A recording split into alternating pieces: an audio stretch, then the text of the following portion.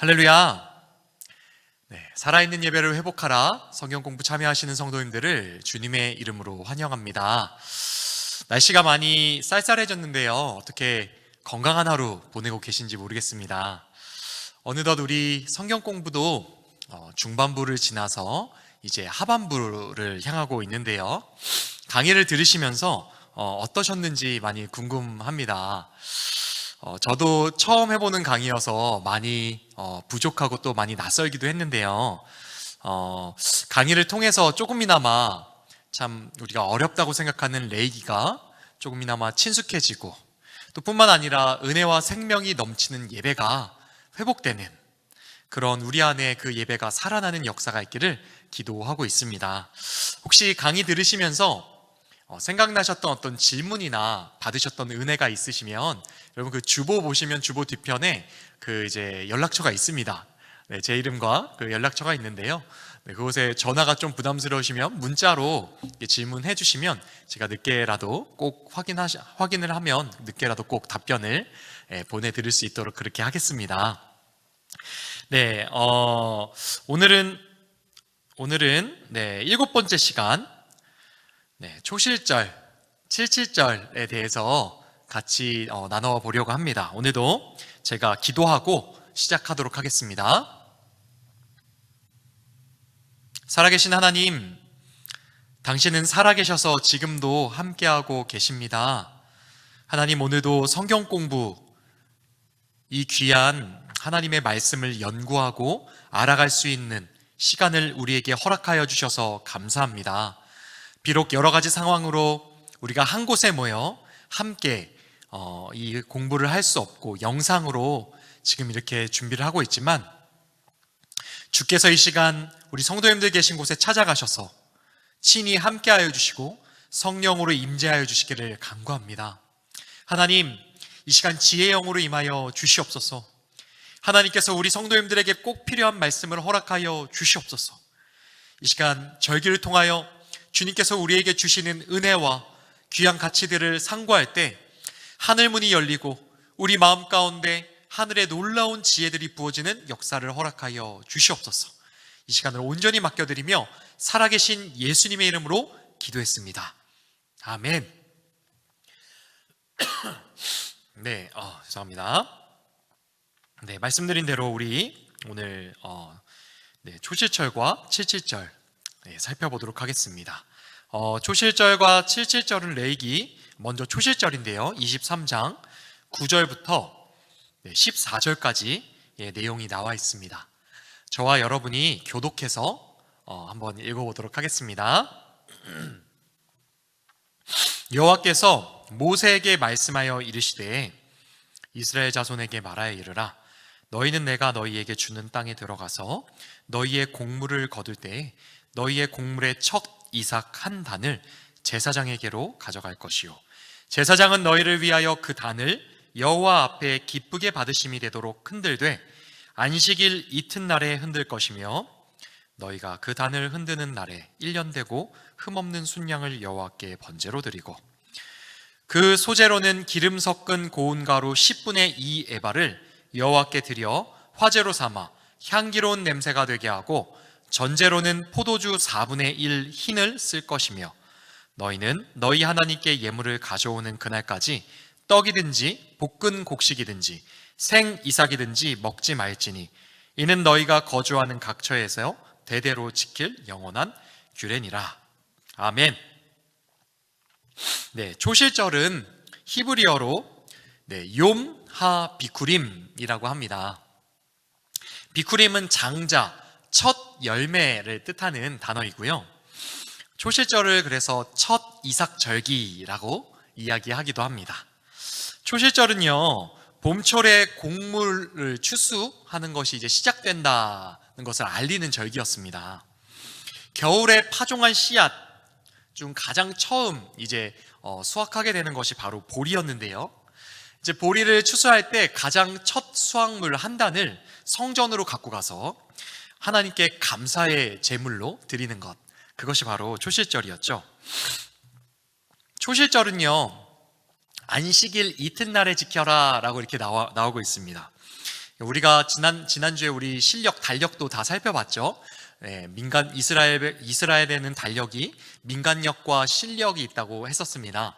네, 실력 기준으로 해서 초실절은 네, 6월절이 1월 14일 네, 이었고 전야제 이제 이스라엘은 저녁부터 해가 진 저녁부터 이제 하루가 시작되죠. 그래서 14일부터 시작돼서 이제 15일 무교절이었습니다. 네, 안식일이 이제 무교절이었는데 안식일 이튿날 다음 날이니까 네, 그러니까 무교절은 15일부터 21일까지 한 주간이었죠.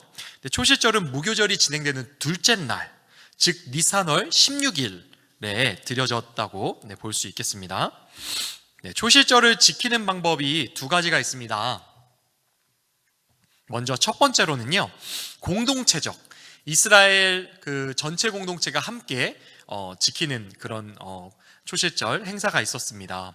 그러니까 이스라엘 백성들은요, 초실절을 지키기 위해서요, 따로 예루살렘 그 동편에 기드론 시내 있잖아요. 그 건너편에 밭을 하나 이렇게 마련해 놓았다고 합니다.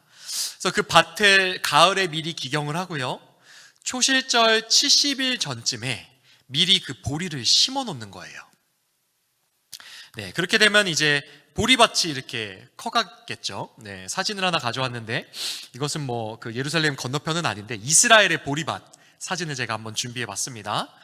네, 이 중요한 것은 이 따로 그 구별한 그 보리밭은요, 하나님이 키우시기 때문에 사람이 따로 경작하지 않았다고 합니다. 그러니까 뭐 비료를 주지도 않았고 뿐만 아니라 물도 따로 주지 않았대요. 오직 자연적으로 자라도록 네, 관리를 했다고 합니다. 그러니까 이게 하나님께서 다 키우신다, 하나님이 키우시는 것으로 해야 된다라는 생각이 있었던 것 같아요. 그러니까 겨울이 지나서 6월절이 가까우면서 이제 보리가 자라기 시작하겠죠. 그러면 사내들인 공예는요, 미리 그 보리단 몇 개를 묶어둡니다. 잘 자란 튼실한 열매가 보일 것 같은 그런 잘 자란 보리단 몇 개를 묶어두고요, 따로 표시를 해둡니다. 그리고 니산월 15일 해질 무렵에 사내들인 공예에서 파송받은 3명의 추수꾼이 있습니다. 이 추수꾼이 낫을 한 손에는 낫을 들고요, 한 손에는 겨드랑이에 이제 바구니를 낀 채로 그 표시해둔 보리단을 찾아가는 거예요. 네, 그리고 그들이 그 보리단 이제 기드론 시내를 건너서 갈 때 많은 군중들이 그들을 따라갑니다. 그리고 그들이 무엇을 하는지 지켜봅니다. 네, 이거 사진은 요 근래 이제 유대인들이 이렇게 그 초실절을 한번 이렇게 따라서 하는 네, 그 지키려고 하는 그 장면들을 갖고 와서 낫이 있어요. 낫이 여기 오른쪽에 보이시나요 혹시? 네, 그렇게 생긴, 그때는 어떻게 또 생긴 낫이었는지는 모르겠지만 네, 그렇게 이렇게 비슷한 모습이죠.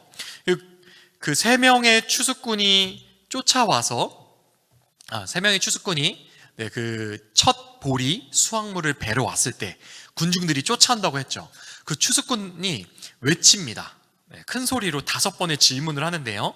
네, 첫 번째로 해가 졌습니까? 라고 질문합니다. 이 질문을 들은 군중들은요, 크게 대답하는 거예요. 예 하고. 네, 이 낫으로요? 그럼 군중들이 또 대답하겠죠. 예. 바구니 안에요? 그럼 군중들이 또 크게 대답하는 것입니다. 예 라고. 이 안식일에요? 지금 추수할까요? 이 5가지 질문을 그 3명의 추수꾼은 크게 외치고 군중들이 그것에 대해서 또 크게 대답을 하는 것입니다. 이것을 검증하기 위해서 한 번 더, 그러니까 총 2번, 그러니까 5번의 질문이 2번 반복되니까 이제 총 10번의 질문이 있겠죠. 네, 그렇게 하는 것입니다. 추수꾼들은 이 대답을 다 듣고 나서 한 에바, 네, 그러니까 약 22리터 정도 보리를 추수를 해서요, 바구니에 담아서 성전으로 가져가는 것입니다. 수확을 해온 이 보리는요, 원래 보통 그 이스라엘이 이제 그 보리를 이제 깔 때는 타작기가 따로 있었죠. 근데 이제 타작기에 넣지 않고 알갱이를 잘 그 좋은 품질을 유지하기 위해서 막대기로 타작을 했다고 해요. 그리고 그것을 곱게 갈고 채까지 쳐서요, 정말 고운 가루로 이렇게 만들었다고 합니다. 그리고 니산월 16일, 즉 초실절이죠. 내가 아침에 초실절 제물로 보리가루 한 오멜, 그러니까 약 500ml 정도 되는데요, 그곳에 감람유를 붓고 유향을 조금 얹어서 소재로 이거 이제 하나님께 드린 것입니다. 이것이 바로 초실절에 드린 소제가 되는 것이죠. 또한 이스라엘은요, 초실절을 공동체적으로 지키는 것을 넘어서 가정 안에서도 지켜야만 했습니다. 그러니까 각 가정마다 본인들이 이제 농사를 지었을 거 아니에요. 옛날 고대 사회는 농경 사회였으니까. 근데 그 첫 보리 수확 이삭단을요, 준비를 해서 성전으로 가져가 하나님께 바치는 것이었습니다.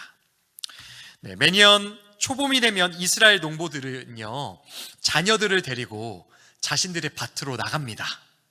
그래서 가장 좋은 보리단을 골라서 따로 이것을 자녀들과 함께 묶는 행사를 하는 것입니다. 그리고 표시를 하면서 이렇게 외쳤대요. 보라, 이것이 첫 이삭이라 라고 이렇게 외쳤다고 합니다. 그리고 이제 묶어둔 보리가 익으면요, 그 농부들은 자녀들과 함께 이 보리를 수확하겠죠. 수확을 하고, 여러분 기억하십니까? 이스라엘 남자들은요, 1년에 3번은 꼭 성전에 나가야 됐는데요, 유월절, 그리고 이제 오순절, 그리고 마지막 이제 장막절이죠. 초막절. 이 3번은 꼭 나와야 됐잖아요. 그러니까 이들이 미리 보리를 수확을 해서 그것을 가지고 이제 예루살렘으로 향하겠죠. 왜죠? 유월절을 지키러, 유월절을. 6월절을 지켜야 되니까 그 봄에 보리를 맨 처음 익은 그 보리를 수확을 해서 하나님께 드리기 위해서 그것을 가지고 예루살렘으로 여행을 떠나는 거예요. 그리고 이제 16일 아침, 1월 16일 6월절을 보내고 무교절이 시작되었고 이튿날 되는 16일 아침이 되면요, 성정 문 안에서요, 레위인 성가대가 찬양을 합니다. 시편 30편 찬양을 합니다. 지금 화면에 있는 것처럼 아마 이렇게 모여서 했을 것 같은데 외치는 겁니다. 여호와여, 내가 주를 높일 것은 주께서 나를 끌어내사 내 원수로 하여금 나로 말미암아 기뻐하지 못하게 하심이니이다. 아멘. 이렇게 찬송을 하는 것이죠. 그러면요, 이때 성전 문 밖에서 농부들이 도착해 있잖아요. 그럼 이 농부들은요, 시편 150편으로 찬양하면서 화답을 합니다. 할렐루야, 그의 성소에서 하나님을 찬양하며 그의 권능의 궁창에서 그를 찬양할지어다. 이렇게 화답을 하면서 이제 들어오는 것이죠.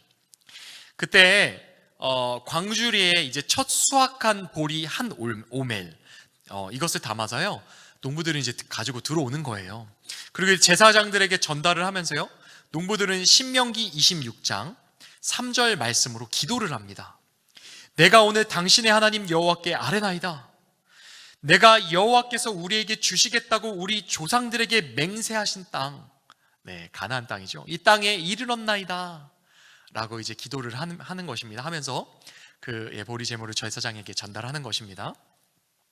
제사장은요, 그 광주리를 받아서 하나님께 이렇게 흔들어서 요제로 바칩니다. 그리고 똑같이 신명기 26장 5절과 9절과 10절 말씀을 낭독합니다.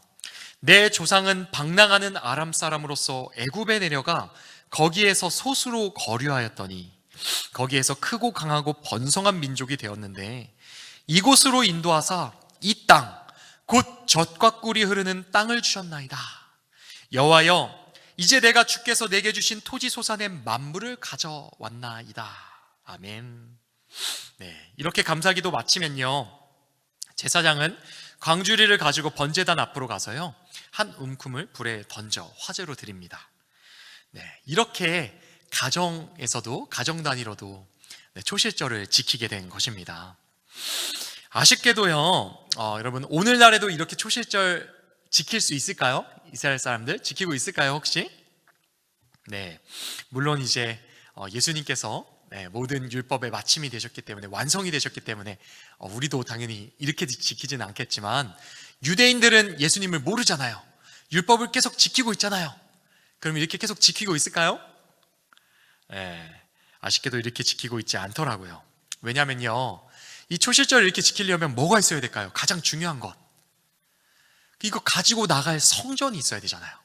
지금 이제 성전이 없으니까 그 로마 로마가 예수님 오시고 나서 기원전 60년 이후에 무너뜨렸죠, 성전을. 그 성전이 없어져서 유대인들이 지금 이렇게 지키지 않고 있더라고요. 그리고 오늘날에는 초실절과 관계해서 지켜지고 있는 가장 관계 있는 예식은 오멜게수. 네, 앞으로 또 설명할 우리가 잘 알고 있는 77절 행사를 지키고 있더라고요. 여러분, 77절은 레위기 23장 15절과 16절에서 나옵니다. 같이 한번 읽어볼까요? 시작. 안식일 이튿날 곧 너희가 요제로 곡식단을 가져온 날부터 세어서 7 안식일의 수요를 채우고 7 안식일 이튿날까지 합하여 50일을 계수하여 새 소재를 여호와께 드리되. 아멘. 네. 여러분 77절 들어보셨나요? 77절. 네. 77절이라고 되어 있죠, 이름 자체가. 그러니까 7 곱하기 7이라는 뜻입니다. 77은 뭐죠, 여러분? 네, 49일. 네. 지금 방금 우리 읽은 말씀처럼 일주일은 7일이잖아요. 근데 7 안식일을 세라는 거예요. 그러니까 우리가 초실절을 드린 이후에 7 안식일, 그러니까 77에 49일을 센다는 것입니다. 네, 그러니까 이 초실절 이후 49일이 바로 77절 오멜 계수가 되는 것이죠. 네, 이스라엘 백성들은요 초실절에 그 요제를 드린 후부터 49일을 세야만 했습니다. 그리고 이제 49일의 이튿날, 그 다음 날은 50일이죠. 이것이 바로 오순절이죠. 네, 오순절에 새 소재를 하나님께 드려야만 했습니다. 히브리어로 오멜, 이것을 이제 오멜이라고 하는데, 오멜은요 원래는 부피를 가리키는 단위예요. 그래서 10분의 1 에바라고 원래 표현을 합니다. 빨간색 표시되어 있는 것 글씨가 작은데 혹시 보이실지 모르겠어요. 한 오멜은요 2.2리터 이 정도 되고요. 그러니까 원래 이 오멜은요 그 이스라엘 백성들이 하나님께 드리는 첫 보리단, 그 보리단을 또 의미했어요. 그러니까 레위기, 특히 절기에 관련돼서 오멜이 나오면요 이것은 한 보리단을 의미하는 단어로 또 사용이 됩니다. 그래서 이스라엘 백성들은 첫 이삭의 한 오멜을 하나님께 요제로 드린 후에 그렇게 세는, 매일매일 날짜를 세는 오멜 계수를 하게 됐다고 이제 말씀을 드렸습니다. 이게 바로 오멜 헤아리기, 오멜 계수라고 하는 것입니다. 이것을 실제적으로 이스라엘 백성들이 지금도 이것은 풍습으로 유지하는 것이 있는데요, 가족들이 저녁마다, 초실절 이후에 매일 저녁마다 가족들이 모여서 이 오멜 계수를 하는 거예요. 오멜을 세기 시작합니다. 그러니까 먼저 부모님은요 아까 우리가 위에 읽은 레위기 23장 15절과 16절 말씀을 읽습니다. 이것을 왜 하는지 의의를 다시금 새기는 것이죠. 그리고 그 말씀 읽기가 끝나면요 온 가족이 대답을 하는 거예요. 이렇게 대답합니다. 오늘은 오멜 첫째 날입니다 라고 이렇게 대답을 한다고 해요. 그리고 나선 각 날짜마다 지정된 시편 말씀이 있습니다. 이 말씀을 가족 모두가 이제 함께 읽는 거예요. 제가 표를 한번 가져와 봤는데 첫째 날부터 50일째 되는 날까지 시편 말씀이 쭉 이렇게 있습니다. 네, 이것을 읽는 것이죠. 그리고 그들은 이 오멜을 세면서요 매일매일 자신의 삶을 돌아봅니다. 그리고 회개하는 기도를 합니다. 하나님, 회개합니다. 저를 거룩하게 해주십시오. 네, 이렇게 회개하고요. 그리고 오멜 이걸 세는 표를 만들어 놓습니다. 그 표에 하루하루 표시를 하는 거예요. 그리고 하나님을 찬양하는 기도를 하면서 마무리를 하는데요, 그 기도의 마지막에는 이런 내용이 있었습니다. 우리가 돌들에 걸려 넘어질 때 우리를 일으켜 세워주셔서 감사하고 또 당신의 성령을 보내셔서 우리를 위로하시니 감사합니다. 아멘. 매일의 삶을 점검하면서요 거룩하게 해주시기를 간구했어요. 뿐만 아니라 이것을 진짜 이루어주실 분 성령에 대한 기대감을 가지고 오순절을 기다린 것입니다. 여러분, 50일째 되는 날은 오순절이라고 우리가 알고 있죠. 오순절이잖아요. 그러니까 유월절과 초막절 더불어서 이스라엘 3대 절기 중 하나, 이게 오순절이죠. 그러니까 초실절에 첫 이삭 한 단을 드린 것과 같이요, 오순절에도 첫 이삭 한 단을 드렸는데요. 근데 초실절과 다른 것이 하나 있었습니다. 무엇이죠? 초실절에는 첫 보리 수확, 그 보리 한 단을 드리는 거였는데, 오순절은 뭘 드리죠? 네, 밀을 드립니다. 밀. 네, 초여름이 다가오면서 밀 수확이 시작되는 때였기 때문입니다. 여러분, 밀은요, 이스라엘 백성들이 주식으로 먹는 양식이었어요. 그러니까 일용할 양식을 베풀어 주신 하나님께 감사하는 의미가 담겨져서 이렇게 드리게 되는 것이었죠. 이스라엘 백성들이 그런 고백이 오순절 소재 드릴 때 담겨 있었습니다. 비록 밀을 심고 재배하고 수확하는 것은 자신들이었지만 실제로 이것을 자라게 하시고 주신 분은 누구시라고요? 하나님이시라는 것이죠. 하나님께서 해를 비춰주셔서 자라게 하셨고 비를 내려주셔서 자라게 하셨습니다. 하나님이 주셨습니다. 그 감사의 고백이 담기는 것이 어떤 것입니다. 네, 그래서 이스라엘 사람들이 오순절을 크게 지켰는데요, 초실절보다 좀 더 비중이 훨씬 더 있고 지금도 다른 방식이지만 지키고 있다고 볼 수 있습니다. 왜냐하면 그 오순절에 이스라엘 사람들은 다른 의미를 조금 더 지금 유대인들은 담고 있는데요, 모세가 이제 모세오경 토라를 받은, 그리고 율법을 받은, 십계명을 받은 날이 바로 이 오순절이기 때문에 이 날을, 그것을 가지고 더 지금도 깊게 지키고 있고요. 또 이스라엘 사람들, 유대인들은 다윗 왕이 태어나고 죽은 날을 바로 이 오순절이라고 생각하고 있습니다. 그래서 비중 있게 지키고 있죠. 실제로 오순절은 사실 3대 절기여서 이스라엘 남자들이 다 하나님 앞에 나와야만 했고, 또 안식일처럼 거룩한 성회로 모여서 아무것도 하면 안 되는 그런 날이었죠. 오순절에는요, 10분의 2 에바로 만든 유교병, 누르게 된 떡이죠. 네, 그것과 요거 두 개를 만들어서 흔들어 갖고 요제로 하나님께 바칩니다. 어떻게 흔들었는지 잘 모르겠어요. 네, 어떤 사람 뭐 이렇게 흔들었다, 우리 상상에 달려 있는데요. 근데 재밌는 것이 있습니다. 그 유교병은 누룩이 들었잖아요. 그러니까 번제단에는 누룩 든 건 바칠 수가 없죠. 바칠 수가 없었습니다. 대신 오순절에는 흠없는 어린 양 7마리, 어린 숫소 1마리, 그리고 순양 2마리를 번제로 드려서 하나님께 드렸고요. 뿐만 아니라 속죄제와 화목제도 드려졌죠. 네, 속죄제는 순염소 1마리, 그리고 순양 2마리로 화목제물을 드려서 그렇게 하나님께 바치는 예배가 진행됐습니다. 아까 말씀드린 것처럼 현대에는 오순절도 제가 지금 말씀드린 것처럼 이렇게는 드려지지 못하고 있어요. 왜죠? 성전이 없으니까. 성전 가서 이렇게 드려야 되는데 안 되니까. 그래서 아까 말씀드린 것처럼 이제 토라를 수여받은 날로 회당, 그리고 유대인들이 지금 성전 없어지고 회당이 많이 있잖아요. 회당 중심으로 모이잖아요. 그 토라를 수여받은 날로 그렇게 회당 중심으로 지키고 있다고 합니다. 네. 이어서 우리 그렇다면 지금까지 살펴본 이 초실절과 칠실절 그리고 오순절에 대한 어떤 내용들을 가지고 우리 예배에 좀 적용해보는 생각을 한번 생각해보는 시간을 좀 가져봤으면 좋겠습니다. 여러분, 첫 번째 생각해볼 거는요, 예수님이 우리의 초실절의 열매, 즉 첫 열매가 되셨다는 것을 한번 생각해볼 필요가 있습니다. 여러분, 이 예수님이 부활하심을 초실절에 연결하거든요. 첫 열매, 성경은 그렇게 이야기하거든요. 이 부활의 첫 열매에 예수님이요, 우리에게 죽음도 이기는 능력을 주신다는 거 혹시 아십니까? 세상 사람들은요, 예수 믿는 사람들을 바보라고 생각합니다. 바보라고 말합니다.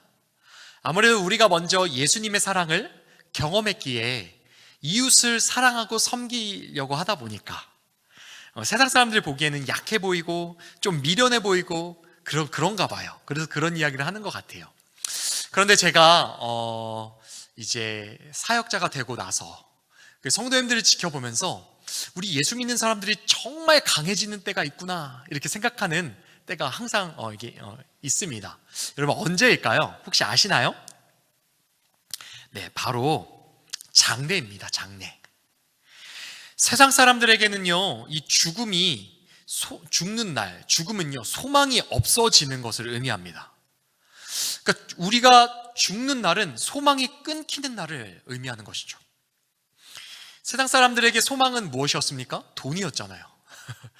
특히 지금 현대사회는 돈이잖아요.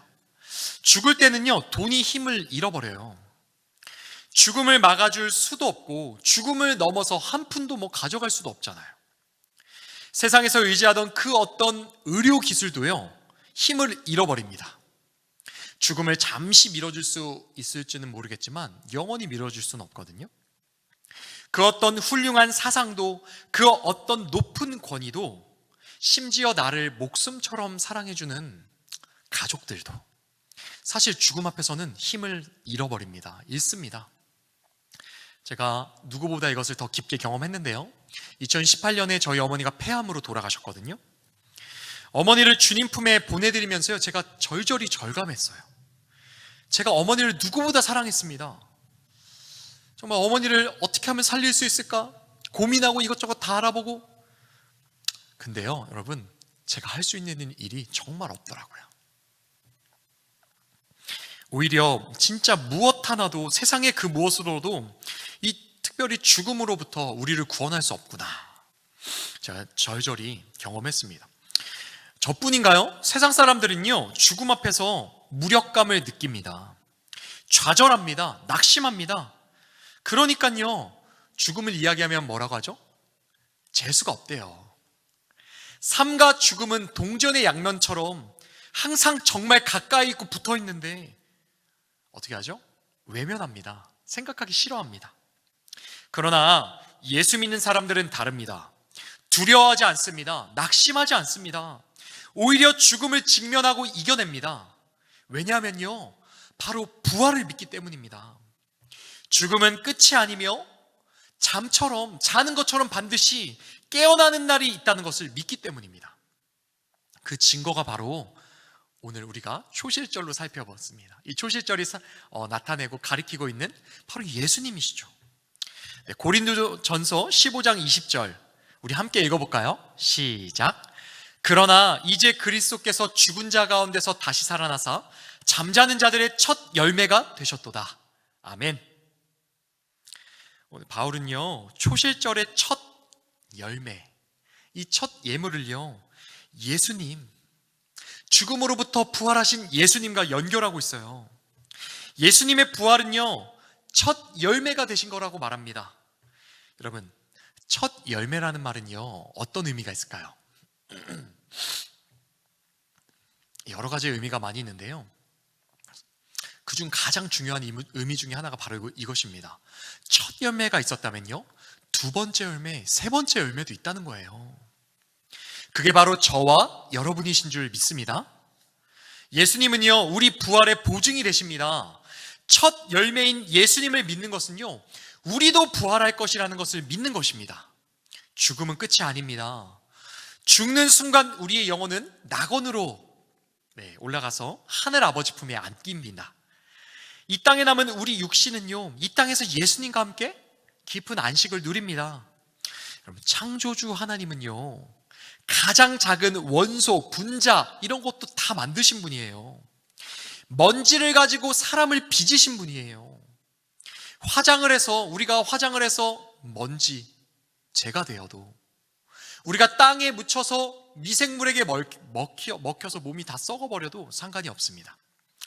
예수님이 다시 오실 그날, 우리의 모든 분자, 원자, 그것이 무엇이라도 이것들을 다시 다 모으셔서 질병이 없고 아픔 없는 멋진 부활체로 부활시켜 주실 것입니다. 하늘아버지 품에 있던 우리 영혼이 다시 부활체, 우리 몸과 만나서 죽음 없는 영원한 존재로 부활하게 될 것입니다. 그럼 우리 인생길은 어떻습니까? 나의 깊은 죄들과 세상의 죄악의 영향을 받으면서요, 고난의 연속인 인생길을 걷지 않습니까? 고나고 지치고 낙심될 때가 너무 많죠. 그러나 여러분 기억하십시오. 우리 예배에는 회복이 있습니다. 예배를 통해 예수님을 바라볼 때요, 우리 안에 소망이 생기기 때문입니다. 재정 문제, 관계 문제, 건강 문제가요, 우리 삶 속에 파도처럼 밀려오면서 근심을 줍니다. 힘들게 합니다. 그러나 그 어떤 고난도 우리의 영원한 생명을 빼앗아갈 수 없음을 믿습니다. 심지어 고난의 끝판왕, 죽음도 우리의 생명을 완전히 빼앗아갈 수는 없어요. 여러분, 이것을 아는 성도의 예배는 당연히 다르겠죠. 여러분, 성도의 예배는 소망이 있습니다. 승리의 기쁨이 있습니다. 제가 장례식에 가보면 항상 경험해요. 제가 이렇게 좀 알아보다가 우리 홍정일 목사님 사진이 있어서 한번 가져와 봤는데요. 네, 고 옥하는 목사님, 한국교회에 너무 또 훌륭한 우리 목사님이셨죠. 이 목사님이 소천하시고 나서 천국 환송 예배, 기독교인의 장례는 천국 환송 예배로 드려집니다. 네, 그렇게 드려지는데 그곳에 가서 이제 홍 목사님이 인도하시고 설교 제목을 하셨는데, 설교 제목이 무엇인지 아십니까, 여러분? 여기 있습니다, 옆에. 영광의 개선식이라는 거예요. 영광의 개선식이라는 거예요. 네, 개선식 무엇입니까? 승리한 장군이 들어가는 것이잖아요. 그 자신의 성에 돌아올 때 일어나는 페스티벌이잖아요. 페스티벌. 여러분, 세상 사람들의 장례는 침울해요.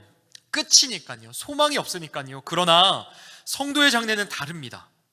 헤어짐의 슬픔이 있지만 동시에 천국 소망이 있습니다. 다시 만날 날을 기대하면서 기약하는 부활 소망도 있습니다. 세상의 죄악과 고통으로부터 자유케 하신 하나님에 대한 감사와 평안이 있습니다. 부활 소망, 이것이야말로 초실절을 기억하면서 우리 예배에 살아나야 할 귀한 영적 가치인 줄 믿습니다. 네, 우리 초실절과 칠칠절로 보는 예배 적용 두 번째로 한 가지 더 생각했으면 좋겠습니다. 네, 여러분, 첫 열매를 하나님께 드리는 예배가 살아나야겠습니다. 모든 것을 하나님께 드리는 그런 예배가 우리 안에 회복돼야 된다는 것을 한번 생각해 보면 좋을 것 같습니다. 여러분, 초실절은요, 처음으로 수확한 그 보리단을 자기들이 먹지 않고 하나님께 드리는 것이라고 우리가 함께 오늘 살펴봤습니다. 여러분은 처음으로 얻게 된 무언가를 하나님께 드려본 적이 혹시 있으십니까? 제가 대학을 졸업하고 첫 직장을 갔었는데요. 출판사였는데, 기독교 출판사에 갔는데, 그래서 첫 월급을 받았습니다. 첫 월급을 받았을 때 갑자기 생각이 났어요. 어떤 말씀이 생각나냐면요, 처음 것은 다 하나님 것이다. 예전에 들었던 한 설교에서 설교자분이 첫 월급을 몽땅 헌금하셨다는 그런 내용을 간증해 주셨던 것도 생각이 나더라고요. 그렇게 했다는 신앙의 선배, 우리 형들 자랑도 제 기억이 나더라고요. 당시 제 첫 월급이 지금 가물가물한데 한 140만 원? 어간 정도 됐었나요?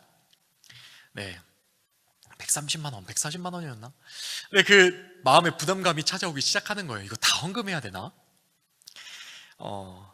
네, 여러분은 어떠셨습니까? 첫 월급 받아보신 분들, 첫 월급 받았을 때 그 기억이 혹시 나십니까? 그때 여러분들은 어떤 상황이셨는지 혹시 기억이 나세요?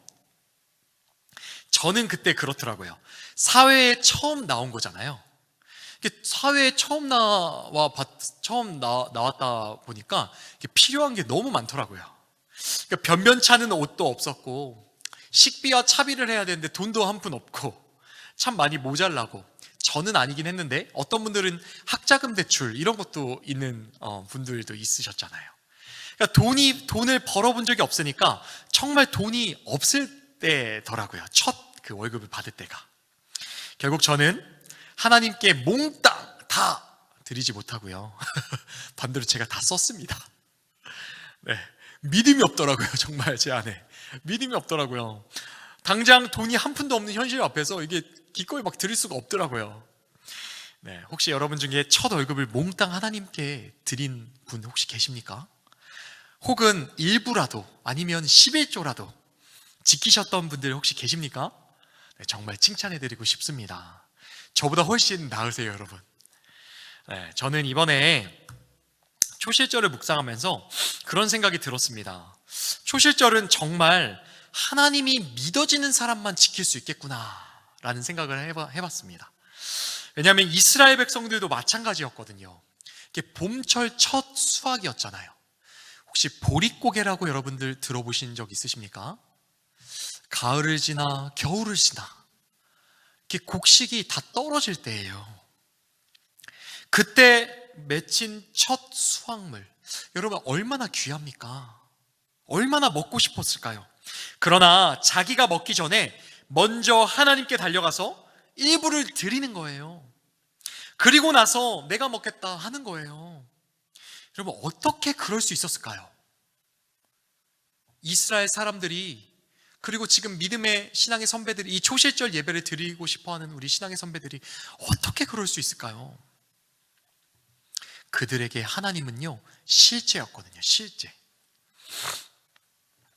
삶 속에서 역사하시는 걸 경험하고 살아계신 하나님을, 살아계신 하나님, 우리를 구원하신 하나님을 경험해 봤거든요. 여러분, 이스라엘 백성들이 초실절을 언제부터 지킬 수 있었습니까? 종노릇하던 애굽으로부터 구원해 주셨을 때, 그 광야길을 거쳐서 가나안 땅에 들어왔을 때 지키는 절기가 바로 초실절이었어요. 여러분, 초실절은요 구원받은 자들이 지키는 절기입니다.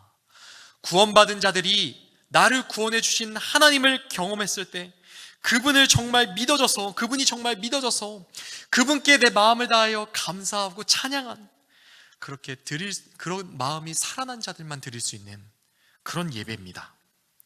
제가 이번 강의 준비하면서 기도하면서 참 이런 하나님의 도전이 있더라고요. 신영아, 너는 언제 이런 초실절을 지켜봤니? 그런 생각이 드는데 사실 되게 많이 부끄러웠어요.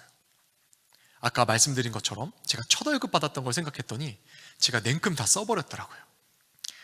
이게 생각나서 너무 부끄럽더라고요. 하나님 죄송해요. 하나님 죄송해요. 그러니까 믿음 없던 저의 모습이 생각나서 눈물이 정말 날 정도로 죄송하고 회개가 나오더라고요. 그런데 하나님이 저에게 생각나게 해주신 게 있어요. 첫 월급은 아니었지만 제가 초실절처럼 하나님께 드렸던 사건이 뒤늦게 있었더라고요. 그럼 제가 5년 정도 직장 생활을 하고 하나님의 부름을 받아 신학교에 입학을 했었거든요.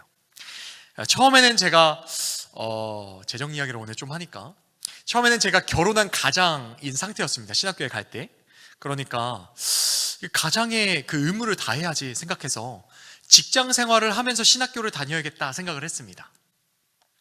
그런데 하나님의 부르심이 너무 분명한 거예요. 학교를 놓고 기도를 하는데 지금 우리 교회가 속한 교단 신학교인 합신을 향한 부르심이 너무 분명한 거예요. 문제는요 그게 있습니다. 합신은요 야간 신학교가 없거든요. 뿐만 아니라 야간이 없으니까 직장 생활을 하면서 같이 동시에 할 수 없는 신학교죠. 뿐만 아니라 1학년 때는 기숙사 생활이 필수예요.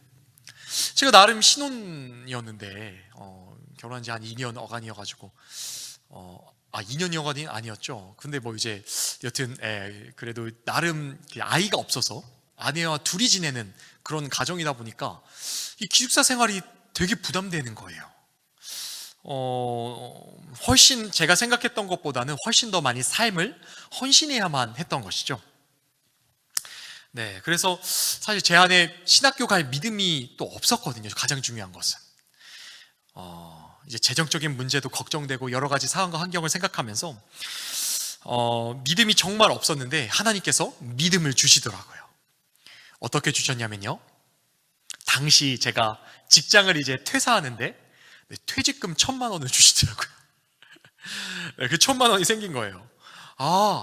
그래, 이거라면은 1년 정도는 버텨볼 수 있겠다. 네.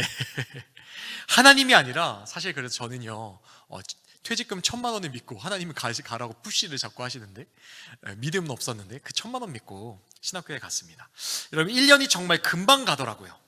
감사하게도 제가 당시 출석하던 그 교회에 이제 우리 교단의 한 중형 교회인데 그 교회가 되게 좋은 교회였어요. 신학생들을 잘 대우해 주시는 교회였어요. 그래서 제가 만약에 이제 전도사로 부임하게 되면 그 교회에 부임하게 되면은 학비 전액을 지원해 주시고 사례비도 많이 이렇게 잘 주시는 곳이어가지고 그 되게 괜찮은 상황이었죠. 그리고 마침 또 담임 목사님하고 이렇게 제가 이제 신학교 갈 때 추천도 받고 기도도 받고 해서 관계가 좋아서 담임 목사님이 전도사로 사역해보자 또 좋게 봐주셔서 그런 좀 좋은 상황이었습니다. 그런데 학교에서 생활을 하는데 갑자기 이상한 이야기를 제가 하나 듣게 된 거예요. 같이 공부하는 우리 동기 전도사님 형님이 계셨는데 그 한 분이 자기 가정에서 먼저 교회를 개척을 한 거예요. 같이 몇몇의 성도들과 함께, 집사님들과 함께 예배를 드리고 있었던 그 형님이었거든요. 근데 이 형님이 제가 나고 자란 고향인 경기도 안산에 그 세월호 사건 그 이후로 마음을 주셔서 교회를 그곳에 개척하시겠다는 거예요. 그러니까 개척을 한 것이죠. 거기 있던 집사님 한 가정이 상담소를 개원했는데 주중에는 상담소를 하고 토요일하고 주일에는 예배를 드릴 수 있게, 교회를 쓸 수 있게 공간을 제공해 주신 것이죠. 그런데 그 교회를 개척해서 같이 예배를 드리는데 아이들을 좀 만나게 하시더래요. 그 중에 한 아이가 이제 예배에 나오게 되어서 우리 전도사님 형님이 그 아이를 데리러 가는데 그 아이를 데리러 갈 때마다 이게 가는 장소가 자꾸 바뀌더라는 것입니다. 하루는 저 집, 하루는 이 집, 하루는 여기로 와주세요. 그래서 이상해서 조금 알아봤더니 그 아이가 아빠는 오래전에 그 아이를 이제 먼저 도망을 갔고 그 엄마가 혼자 키우는 아이인데 그 엄마는 밤에 일을 하시는 거예요. 그래서 이 아이를 전전긍긍하면서 이곳 맡기고 저곳 맡기고 그렇게 생활하신다는 이야기를 제가 듣게 되었습니다. 그러고 나서 제 마음에 계속 이게 생각이 나는 거예요. 그 아이가 생각나고 마음이 너무 아프더라고요. 그리고 기도하는 가운데 하나님이 저에게 말씀하시는 거예요. 지영아, 너 그 개척교회에 가서 아이들을 혹시 돌봐주지 않을래? 여러분, 제가 그날부터요 수업에 못 들어가겠더라고요. 학교 수업에, 신학교 수업에. 왜냐하면 그 개척교회는 사례를 주시긴 하는데요. 네, 헌금의 비율대로 이제 사례를 측정해 주셨는데 30%는 항상 그 선교비, 그리고 30%는 구제비, 그리고 30%만 가지고 교회를 운영한다, 이 원칙을 갖고 있었어요. 네, 그래서 비율대로 이제 사례를 주시는 것이죠. 한 달에 제가 이제 실제로 들어갔을 때 한 달에 2만 원 사례비 제가 받았는데 어느 때는 이제 주시지도 않고 첫 해에 어떤 달에는 사례비가 안 나오고 오히려 반대로 제가 차를 운전하면서 교회 안산까지 가고 왔다 갔다 하다 보니까 기름값만 한 15만 원, 20만 원씩 나오더라고요. 정말 재정적으로는 완전 척박한 광야였던 거예요. 여러분, 이럴 때 사역지를 결정해야 되는데 하나님 마음 도전 주시고 이런 때 기도하면 어떻게 되는지 아십니까? 열심히 기도하면요 항상 지게 되어 있습니다.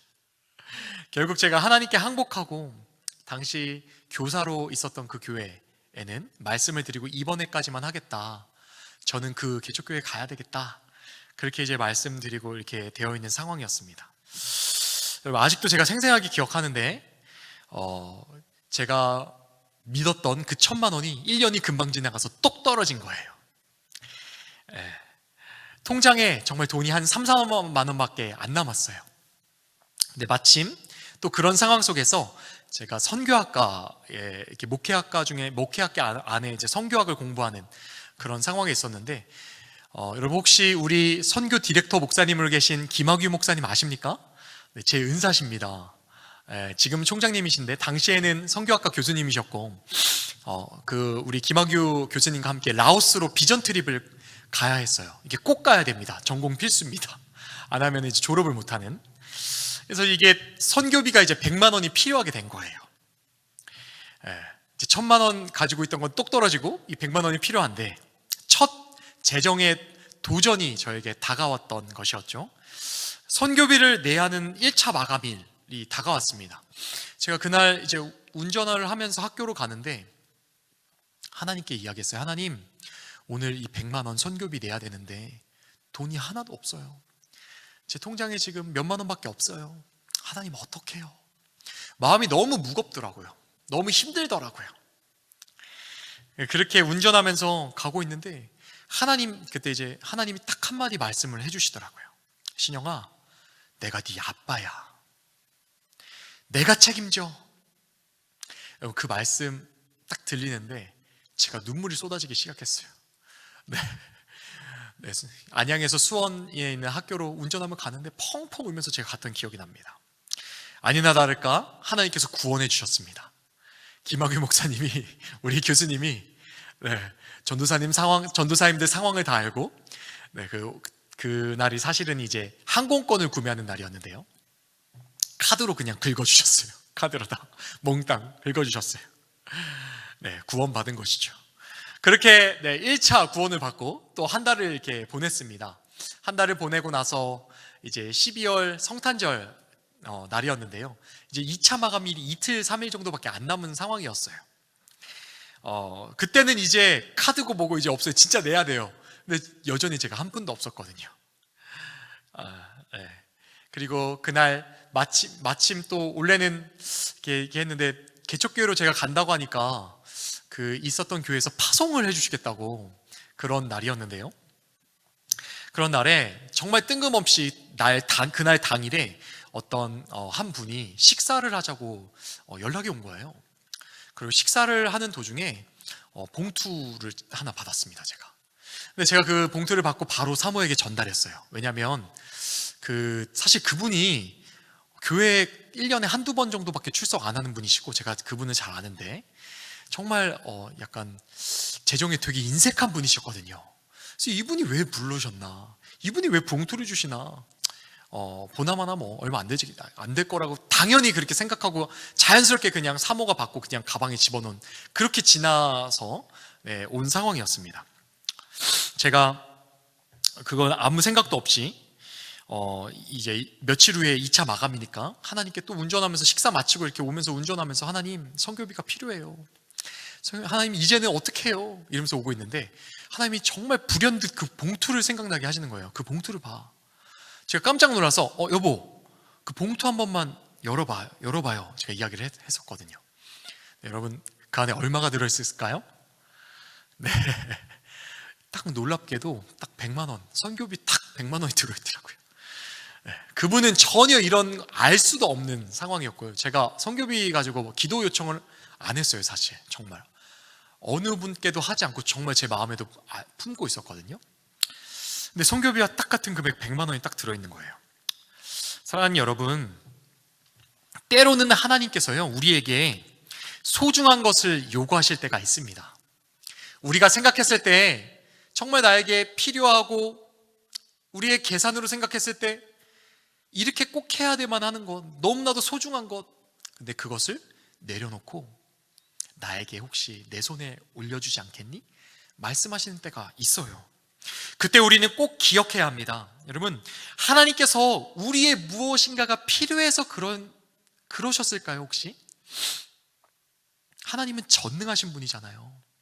온 우주 만물을 지으셨을 뿐만 아니라 지금도 다 갖고 계신 분이잖아요. 그분이 우리의 뭐가 필요하시겠어요? 그러신 것이 아니에요. 가장 좋은 분이신 하나님 아버지, 그분이 살아계시고 우리를 사랑하실 뿐만 아니라 우리의 삶을 책임지신다는 것을 알려주시기 위해서 하나님은 그 목적 때문에 우리에게 요구하시는 것입니다. 여러분, 제가 그렇게 하나님 손에 제 삶을 올려드리고 그렇게 100만 원 채워주시는 것을 경험했잖아요. 여러분, 그 100만 원이 눈에 들어오지 않더라고요. 그 100만 원이 문제가 아니더라고요. 하나님이 정말 살아계시는구나, 정말 그분이 나의 아버지가 되시는구나, 내 삶을 책임져 주시는구나, 이게 믿어지는데요. 여러분, 어찌나 눈물이 쏟아지는지요. 무엇보다 정말 큰 은혜, 지금까지 제가 재정을 두려워하고 염려했던 그것으로부터 자유케 되는데 얼마나 은혜가 크게 임하는지 눈물이 정말 쏟아지더라고요. 그리고 주님이 그때 저에게 한마디 해주셨던 것이 기억이 아직도 생생하게 납니다. 신영아, 네가 나를 위해 네 삶을 던지고 나왔지, 이제 네 삶은 내가 책임진다. 네 삶은 돈이 책임지는 게 아니야, 내가 책임진다. 이때의 경험을 하나님이 생각나게 해주시면서 이때 저의 예배를, 삶의 예배를 하나님이 초시절의 예배로 받으셨다라고 저에게 말씀해 주시더라고요. 사랑하는 여러분, 하나님을 경외하는 것이 지혜다 라는 말씀 들어보신 적 있으시죠? 잠언 말씀에 계속 있잖아요. 그런데 여러분은 그러면 하나님을 경외하는 것, 이 지혜, 이게 진짜 무엇인지 구체적으로 어떻게 해야 하는지 알고 계신지요? 그럼 경외는 무슨 뜻입니까? 경외라는 단어 우리가 자주 쓰긴 하지만 피상적으로 쓸 때가 많은 것 같아요. 네, 여기 보면 시편 2편 11절에 여호와를 경외함으로 섬기고 떨며 즐거워할지어다 라고 이야기합니다. 그러면 경외는요, 두 가지 감정이 좀 복합되어 있는 것 같아요. 두려워하는 감정과 사랑하는 감정, 이것이 같이 함께 있는 것 같아요. 하나님을 두려워한다는 것은 무엇입니까? 그분이 진짜 이 온 세상보다 크신 분인 것, 이것을 믿는 거예요. 그럼 며칠 후에 만약에 가정이 생각해 봅시다. 며칠 후에 대출 상환금이 돌아와요. 2억, 3억 갚을 길이 없어요. 그러면 여러분 어떻습니까? 가슴이 턱턱 막히잖아요. 근데 여러분, 이 2억, 3억, 5억, 7억 이 대출금보다 하나님이 더 크심을 정말 믿으십니까? 직장에서 나의 신변을 좌지우지할 수 있는 직장 상사, 사장님, 그분보다 하나님이 정말 더 크심을 여러분들 믿으십니까? 요새는 사장님보다도 더 큰 분이 건물주, 하나님보다도 큰 건물주라고 하는데, 건물주 혹은 우리가 살고 있는, 저는 이제 세입자인데, 우리 집주인 분보다 하나님이 정말 더 크신 분이심을 정말 믿으시냐는 것, 이거 질문을 드려보고 싶습니다. 여러분, 그런 하나님, 훨씬 더 크신 그 하나님이요, 저와 여러분을 위해 자기의 생명보다 더 귀한 아들을 내어주셨어요. 그만큼이나 상상할 수 없을 만큼 여러분들을 사랑하신대요. 이것이 정말 믿어지십니까? 여러분, 그것이 바로 하나님을 경외하는 것입니다. 그런 사람이요, 초실절에 예배를 드립니다. 자기 삶의 귀한 것을 하나님께 다 올려드려 예배로 드립니다. 그런 성도에게 일어나는 기적이 있어요. 하나님을 알게 되는 거예요. 여러분, 히브리어로 야다, 알다 라는 이 단어는요, 알게 된다라는 이 단어는 단순히 지식적으로 아는 것이 아니에요. 부부관계를 의미하는 단어로 쓰이기도 합니다. 왜냐하면요, 살을 맞대며 서로 경험하며 전 인격적으로 알아가는 것을 말하기 때문입니다. 예배에는요, 반드시 하나님을 경험하는 일이 일어납니다. 나의 모든 것을 다해 하나님께 드리는, 삶을 드리는 그 예배 속에서는요, 하나님이 우리에게 어떤 분이신지 나타내 주시는 그런 기적 같은 일들이 반드시 일어납니다. 하나님이 역사하십니다. 전능하신 하나님이심을 우리에게 나타내 주십니다. 사랑하는 아버지이심을 우리에게 가르쳐 주시고 알려주십니다. 그런 하나님을 경험하면서요, 우리의 믿음이 굳건해져요. 우리의 모든 삶을 하나님께 드리는 진정한 예배, 초실절의 예배가 일어나는 것입니다. 말씀 하나 보고 마무리하려고 합니다. 레위기 23장 22절 말씀입니다. 함께 읽어봤으면 좋겠는데요, 읽어보겠습니다. 시작. 너희 땅에 곡물을 벨 때에 밭 모퉁이까지 다 베지 말며 떨어진 것을 줍지 말고 그것을 가난한 자와 거류민을 위하여 남겨두라. 나는 너희의 하나님 여호와이니라. 아멘. 오순절 관련된 말씀 마지막 구절에 이 구절이 있습니다. 여러분, 하나님은요, 오순절에 우리가 밀을 추수할 때 우리의 그 밭의 모퉁이, 그것을 남겨서 이웃사랑을 실천하라고 말씀하십니다. 여러분, 우리가 하나님께서 이웃을 사랑하라 말씀하신 거 다 알잖아요. 우리의 것을 나누고 베풀라 말씀하신 것을 다 압니다. 그런데 이것을 우리가 실제로 어떻게 지킵니까? 그 지키는 능력이 어디서 나옵니까? 예수님을 바라볼 때 나옵니다. 예수님을 바라볼 때 나옵니다.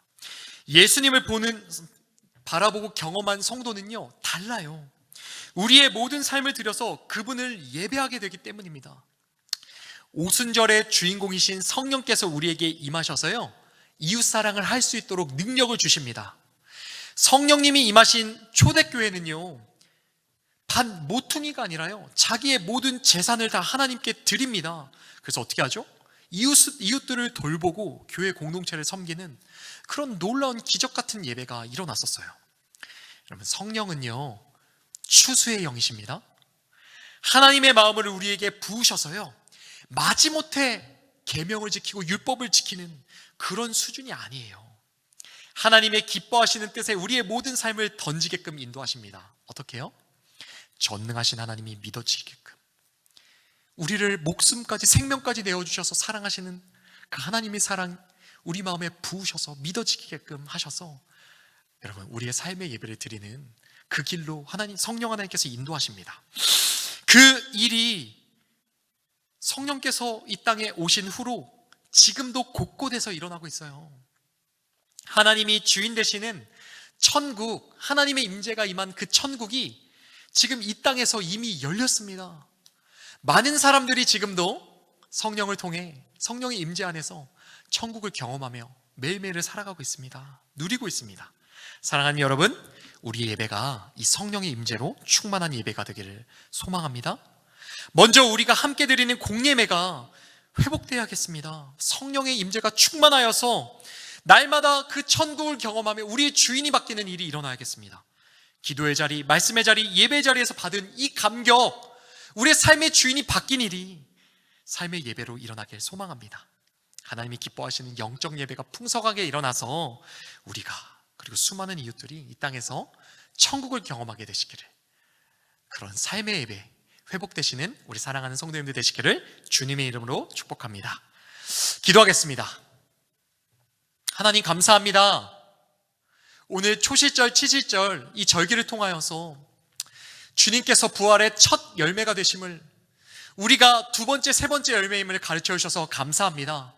하나님, 세상의 그 무엇도 우리에게 두려움을 줄 수 없습니다. 하나님께서 우리에게 생명이 되어주시고 우리는 이 땅에서 경험하는 이 고난과 심지어 죽음도 넘어서 승리하게 될 것을 우리가 믿기 때문입니다. 하나님뿐만 아니라 초실절의 열매를 우리의 모든 것 다하여서 하나님께 우리의 삶을 바치는 그 초실절의 예배를 드릴 수 있도록 하나님께서 인도하여 주셔서 감사합니다. 하나님, 구원받은 자만 드릴 수 있는 이 예배, 우리 모든 사랑하는 남서울교회 성도님들이 하나님께 올려드리게 하여 주시옵소서. 이스라엘 백성들을 가나안 땅으로 인도하신 것처럼 우리를 우리의 그 죄 사망으로부터 구원하셨사오니 하나님이 이제는 죽음으로부터 구원하신 하나님을 찬양하며 감격의 예배를 하나님께 올려드리는 우리 모든 성도들 다 될 수 있도록 축복하여 주시옵소서. 성령께서 임하셔서 이 일을 이루실 줄 믿습니다. 우리의 삶의 모든 것을 다 드려 하나님을 예배하며 우리의 이웃들도 천국을 맛보는 놀라운 은혜의 역사, 그 일을 하나님 우리 모든 성도님들과 제 삶에 오늘도 일으켜 주시옵소서. 오늘도 함께하여 주신 하나님께 감사 찬양 올려드리며 감사드리며 이 모든 말씀 살아계신 예수님의 이름으로 기도했습니다. 아멘. 감사합니다.